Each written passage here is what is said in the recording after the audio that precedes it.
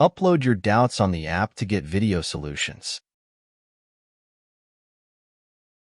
A particle of unit mass undergoes one dimensional motion. एक particle है भाई जिसका मास 1 है और वो वन डायमेंशनल मोशन जा रहा है, such that its velocity varies according to, इसकी वेलोसिटी क्या है, Vx is equals to beta x power -2n, ये इसकी वेलोसिटी है, where beta and n are constant, beta और n क्या है, कांस्टेंट है, बीटा और n क्या है, constant, and x is the position of the particle, x क्या है, पोजिशन है किसकी, पार्टिकल की।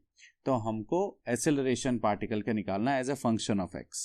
ठीक है, फिर से रिपीट कर देता हूं कि भाई एक पार्टिकल है जिसका मास यूनिट है, undergoes one dimensional motion such that its velocity varies according to Vx equal to bx की पावर -2n, और बीटा एंड n ये जो है हमारे पास कॉन्स्टेंट्स हैं और x इज द पोजिशन है पार्टिकल का।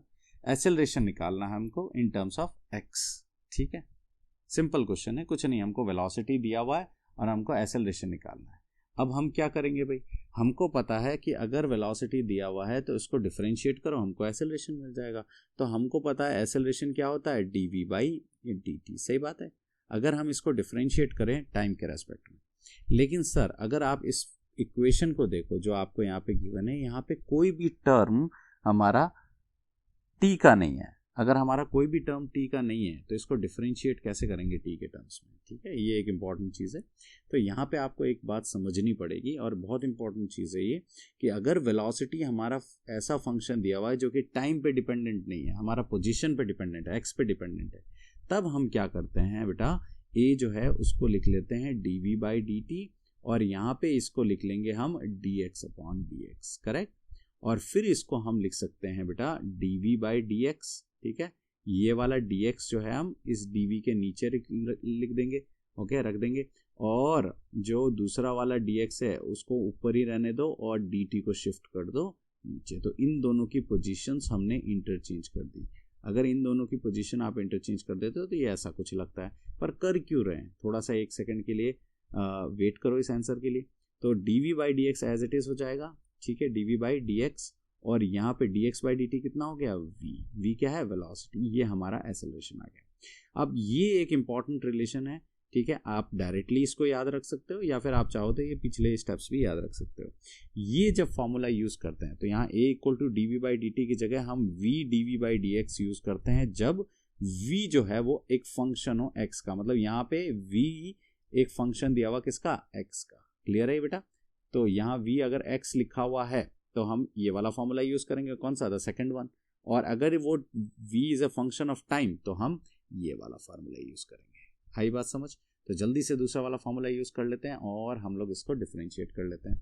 तो हमारा ये a जो है वो कितना हो जाएगा, v into differentiation of v with respect to x, right. अब v कितना है, बीटा x की पावर -2n, करेक्ट। अब देखो बीटा जो है कांस्टेंट है, क्वेश्चन में कह रहा है, तो ये हो जाएगा v इंटू बीटा, और किसका डिफरेंशिएशन बच गया बेटा, x की पावर -2n का। सही बात है। अब x की पावर -2n का डिफरेंशिएशन क्या होता है भाई, देखो मैं फिर से आपको एक और फॉर्मूला वापस बता देता हूँ। डिफरेंशिएशन d/dx x की पावर n का क्या होता है हमारे पास, n x की पावर n-1, याद रख लो इसको। ठीक है, ये 12th तक काम आने वाला, अगर आप 11th में हैं तो, और आप ऑलरेडी अगर 12th में हो तो आपको ये फार्मूला पता होना चाहिए। x की पावर n जो है इसका डिफरेंशिएशन कितना होता है, n x की पावर n-1। तो यहाँ पुट कर लेते हैं, ये हो जाएगा v बीटा और ये -2, यहाँ x की पावर कितनी है, -2n, तो -2n आगे आ जाएगा और x की पावर कितना हो जाएगा, -2n-1, ये आ गया हमारा डिफरेंशिएशन। जिनको ये बात समझ में नहीं आई फिर से रिपीट कर देता हूँ, d/dx x की पावर कुछ भी हो तो वो कुछ भी आगे आ जाता है और पावर कुछ भी में से एक कम हो जाती है। सही बात समझ में आई। तो ये हमारा डिफरेंशिएशन हो गया। अब यहाँ पे v क्या है, v क्वेश्चन में कुछ दिया हुआ है। ठीक है, v जो है हमारे पास दिया हुआ है बीटा x की पावर -2n, तो यहाँ v की जगह लिख लेते हैं बीटा x की पावर -2n, और ये बचा हुआ टर्म इसको ऐसे ही लिख लेते हैं इंटू b -2n x की पावर -2n-1। ठीक है बेटा। अब देखो बीटा और बीटा ये मल्टीप्लाई होके क्या मिल जाएगा हमको, बीटा स्क्वायर। ठीक है, और -2n, देखो अब ऐसे लिखोगे तो ये ऐसा लगेगा कि ये दोनों सब्ट्रैक्ट हो रहे हैं, तो हम या तो ब्रैकेट में लिख लो ताकि हमको लगे कि ये मल्टीप्लाई हो रहा है। ये कौन सा 2n है? ये वाला, ठीक है। अब बचा क्या? अब ब्रैकेट के अंदर इस x की पावर -2n को लिख देता हूं और ये वाला x की पावर इंटू x की power -2n -1 as it is आ जाएगा, ठीक है भाई।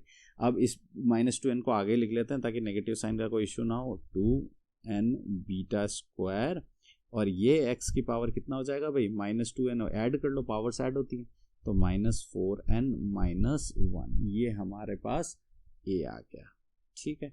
तो ये हमारा a का वैल्यू आ गया। ऐसा कोई है? चेक कर लेते हैं ऑप्शन में, तो करेक्ट आंसर यहाँ पे हो जाएगा हमारे पास ऑप्शन बी, ठीक है भाई। तो ये हमारा आंसर हो गया इस पर्टिकुलर क्वेश्चन का। Watch the complete playlist on the app Pions. Download the app now.